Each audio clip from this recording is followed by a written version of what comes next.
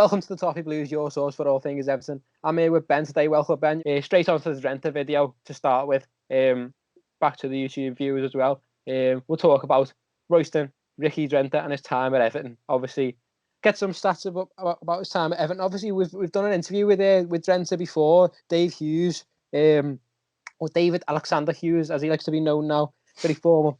He went over to Rotterdam to a really good interview, half an hour in depth, proper, really good interview with Drenthe. So give that a watch, definitely. I'm sure we'll try and include that in the bio for this video because it is a quality watch from a year or so ago. So yeah, Royston Drenthe joined Everton on loan in the 2011-12 season along with his mate Dennis Stracholazy. We talked about a little bit in that interview. But yeah, he was an interesting little time at Everton. 21 appearances in the league, 3 goals. Showed flashes of his quality, but it was blighted by discipline issues. So it was kind of a little bit of a struggle this time at Everton. But he did say in the interview with Dave that he said Everton was the best time of his career on and off the pitch, which was really interesting considering he didn't spend much time at Everton at all. And he was at Real Madrid overall, including loans for 5 years. And he said the time at Everton was the best of his career on and off the pitch. Which is really interesting. So, what memories, Ben, do you have of Drenthe? Well, I'm not surprised to hear that he enjoyed himself off the pitch while he was at Everton, because we all know the stories that he got up to in the Liverpool City Centre, reminiscent of his national compatriot Andy van der Meijden. Some comparisons, but we'll leave that for now. But no, I've said vocally before, I've gone on record with these podcasts and these shows saying that I do believe, honestly, genuinely, that ability-wise, and we're not talking about his attitude or his application, his work rate, but pure footballing ability, he's probably up there with the best I've seen at Everton in my lifetime. And some people are shocked by that when I say that, but my dad actually agrees with me as well, because, you know, he didn't really fit that working class, hard-working David Moyes side that he sort of assembled, you know, around the 2011-2012 mark. But you know what? Maybe he was a sign of what we should have been trying to do. Because when I say that Everton side was coming to a sort of crescendo where it was David Moyes, the end of the David Moyes era. You know, we had a bit of an aging squad coming together that were all working class heroes, like I've suggested there. You know, good, solid, hard-working teams. Good, solid, hard-working teams as a unit and sort of as an 11 on the pitch, very compact, but with very little natural flair. You know, we got rid of Arteta, who was the best footballer at the club. Tim Cahill was sadly in his final year at the club, playing, for me, a different kind of role until we got to January and we actually saw the likes of Nikica Jelavic and even Pienaar, obviously, returned to the club. There was a real sort of, for me, an identity crisis at Everton where we brought somebody in who, okay, hadn't always had the success that his ability had merited at other clubs. He clearly had discipline issues.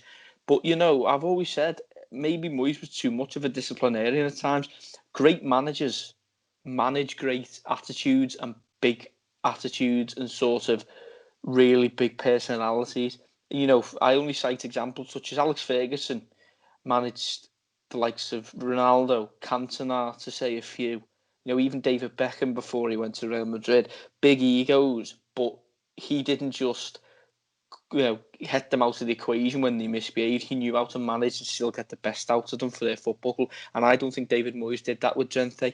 It was clear that he didn't like the way Drenthe conducted himself, which is fair enough. But at the same time, when you've got a player of that kind of ability, did they give up on him too easily? I think possibly they did. You know, I do think that if they'd have stuck with him and tried to maybe micromanage him a little bit, especially when he was a free transfer at the end of that loan period that we knew of when we signed him, it really could have been an opportunity for us and Drenthe to really forge a successful sort of working relationship, because the fans liked him. I remember the first time I ever saw him, when he signed on deadline day with Stracholazy, as you mentioned there. He played, his first game was a reserve game. I can't remember who the opponent was, but me and my dad went to the reserve game and Stracholazy and Drenthe played. Now, Stracholazy looked like he was going to take a bit of time to get used to the sort of, even the physicality and the pace of that game, even though it was reserve football, because I think it was still reserve football time rather than under 23s. But Drenthe just took like a duck to water and scored in the game, and I think we won 2-0. and he looked a class apart. And in the first game, if I remember rightly, his first appearance was at the Wigan game at home, where he came on sub and scored the third goal in a 3-1 win, if I remember rightly. And his pace was unrivaled. He was strong as well for a sort of diminutive kind of winger. And I really just think it was a waste because, like I say, I can't emphasise enough the talent he had in his boots was as good as I've seen from, in my lifetime. Obviously, I haven't seen the Kanchelskis and that, which we'll touch on later. But for me, ability-wise, there wasn't anything holding that lad back from being a top player other than his subsequent attitude. And I do firmly believe that the cup semi-final we had that year against Liverpool, had he played instead of Maguire on the left-hand side, I think we'd have got to the final that year. Really? Surprised. Yeah. It was a shame because obviously if managed differently, he could have gone on to be potentially an Everton great. The ability he was a game changer. He changed games whenever he played. And I think in the stats that you've given there, where he scored 3 goals in 20 odd games, I think he got 7 assists as well, though, or something like that. And he didn't start all of those games. If anything, he was using impact player more than not. And I just remember that season, he really did have a massive impact on a lot of the games we played. And I remember thinking, time if we can just, I was all for us signing him that January on a free transfer. I was all for it because I just thought, ability-wise, he was something, this kind of direct, skillful player we haven't really seen before. Yeah, he had something else, didn't he? He had something that not many players we've seen play for Everton at all have, and it was just a shame that wasn't managed better. I don't want to criticise Moyes too much in a way because he tried. I think he did try and give Drenthe several chances. From what I was watching, he kind of Drenthe turned up late for several meetings, like training and stuff like that, and he turned up late for a match, and that was what kind of cut David Moyes' ties. And he showed up late for this match, and David Moyes told him to F off, and Drenthe kind of temper at that time kind of set him off completely, and he just said, "All right, then I will," and he got off before the game even started. Didn't watch the game. Got on the next flight back to Holland, and just went home, and he was like, "All right, then I will," and that kind of ended his time at Everton, which is really unfortunate. So it could have been different. It really could have been. Do you think if Royston Drenthe joined Everton later in the evolution of the club, because I do think we've come on in the way. I was going to say, you're going to touch on the point I was going to make now. Go on. Yeah. I was just thinking, kind of Everton, as you were saying, Everton was kind of not stuck in the past back then, but it was a proper traditional club, which I thought we were. I thought we had a team of workmen and a team of hard graft, when really teams around us were surpassing us by bringing in foreign players with flair, and we were way behind in the curve with that. Yeah, we probably were. To be fair, we probably should have done it sooner. But absolutely, since then we have started. We've got a proper business model now brought in. Marcel Brands knows what he's doing. Proper world-class manager, Carlo Ancelotti. Do you think if Drenthe would have came later in the evolution of Everton, do you think he would have been a success? I was just literally about to say, I can guarantee you 100% if Carlo Ancelotti was the Everton manager while Drenthe was at Everton, we wouldn't have had these issues. Because the problem with David Moyes is he was so stubborn. And he is, for all his qualities, I'm sorry, but his man management was not great. You saw the amount of players that left the club. You look at Van der Meyden, players like that. Okay, yeah, I'm not condoning what he did and how he behaved. But, there's ways of, these are adults, there's ways of managing players and getting the best out of them without them, without them having to have everything. It seems though to me it was David Moyes' way or the highway. And that's what I got really tired of towards the end of his career. He was a bit of a dictator, and he ended up, in my opinion, believing that he was too good for Everton, really. And I do honestly believe that. He got a bit too big for his boots. And I think players like this at the time, other clubs would have got better out of him. You only have to look across the park at Liverpool. The players they've had, look at the likes of Luis Suarez, they've had down the years. You're not telling me for 1 minute his attitude wasn't on a comparable level with the players we've had. But they managed him. They knew what to do. And for God's sake, he was banned for 9-10 games for basically assaulting an opponent on the pitch. And did they turn around then and say, no, go away then, we don't want you anymore? No, they didn't, because they understood that he was an important player they couldn't replace. So they had to micromanage him a bit, and that's how big clubs and how good clubs operate. And I don't think we were a big club then.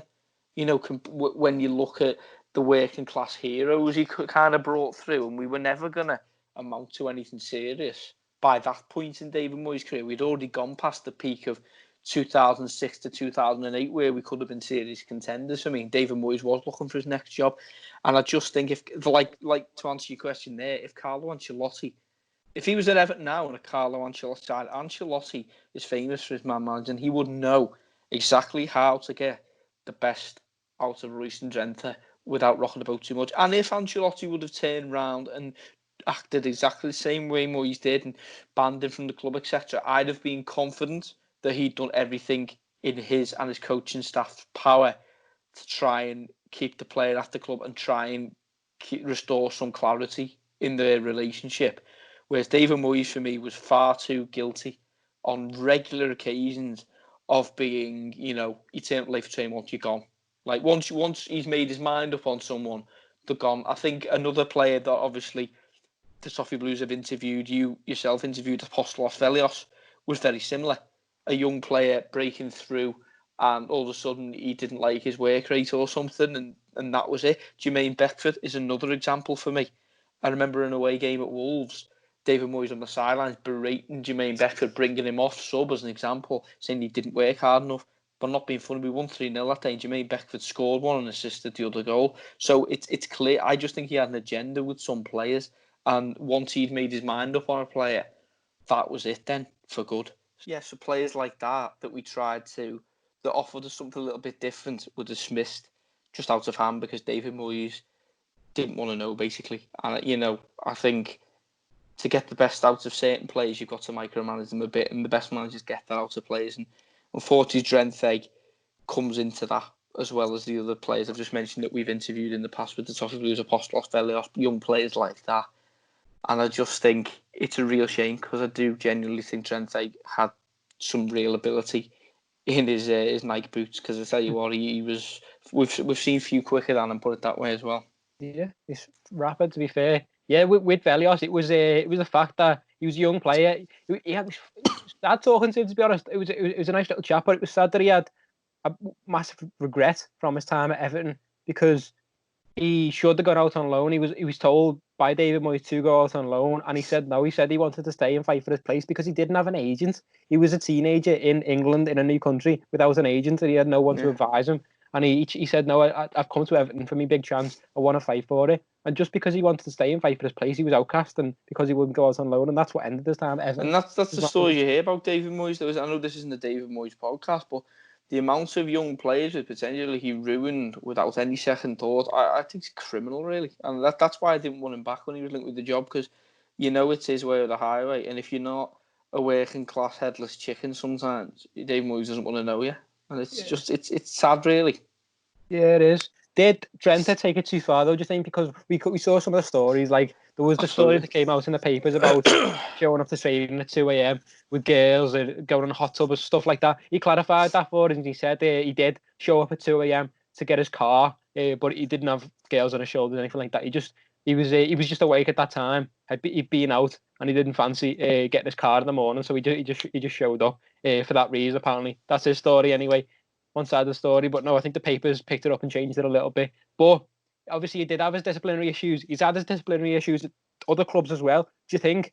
I know David Moyes is a disciplinarian, a harsh manager, but did Drenthe push it too far?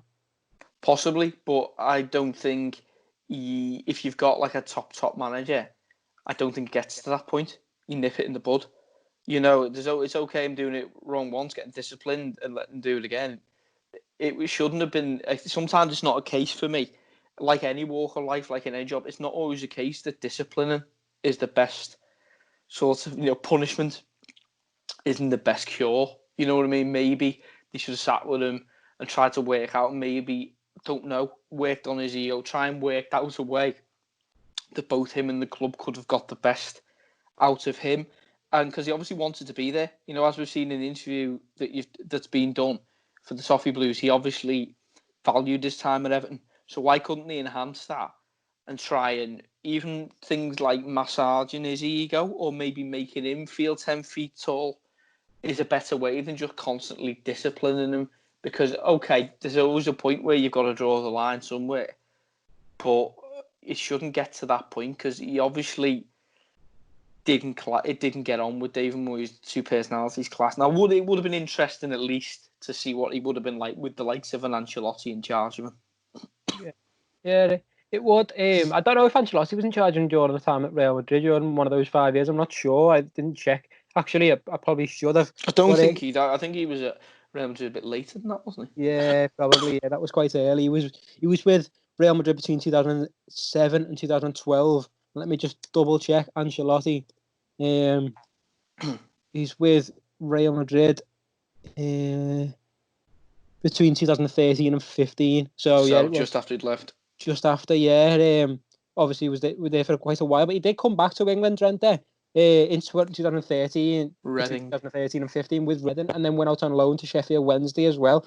So he obviously came back to England because he enjoyed his time here. Since then, he's been playing in Turkey, went to back home as well in Holland, and that's where he is at the moment, playing for Kazakh boys in Holland.